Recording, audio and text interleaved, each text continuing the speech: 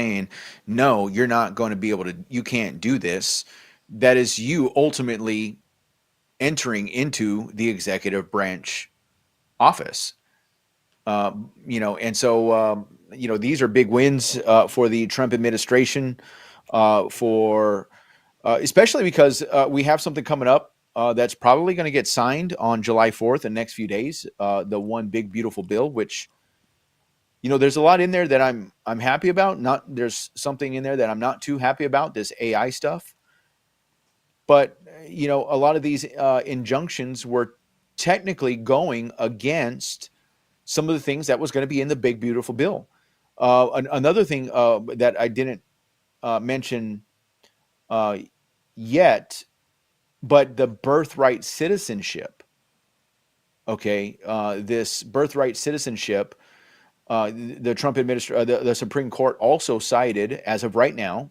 I think that there's still more that has to go through with it, but as of right now, the birthright citizenship also was actually cited. The Supreme Court sided with the Trump administration on, which is huge. Basically, what the birthright citizenship and what Trump is meaning by that, what the administration is meaning by that, is that they're trying to stop anchor babies. In other words, illegal aliens coming into this country, having babies that are basically anchoring the illegal aliens into this country, because now the babies now become, because they were born here, they become citizens of this country, but the parents are still illegal. And so, they're calling them anchor babies.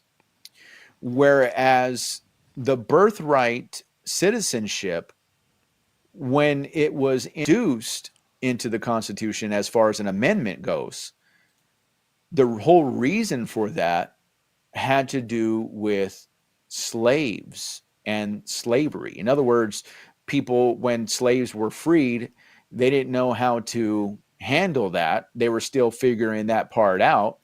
And so when slaves had babies, that was the amendment.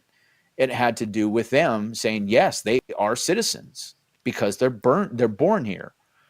So henceforth the birthright citizenship. But that amendment was not intended to make illegal aliens that are in this country and having babies. That amendment was not for that using or being used in that way.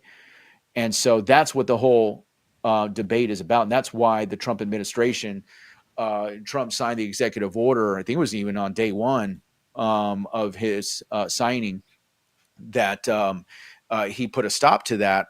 But see, even then, Trump knew that was going to go to the Supreme Court. And so, yeah, so we have another win in that regard as well. Awesome. Hey, let's see if this is going to work. We found your volume is low. We have Zafire coming to us straight from Iran in the battlefield.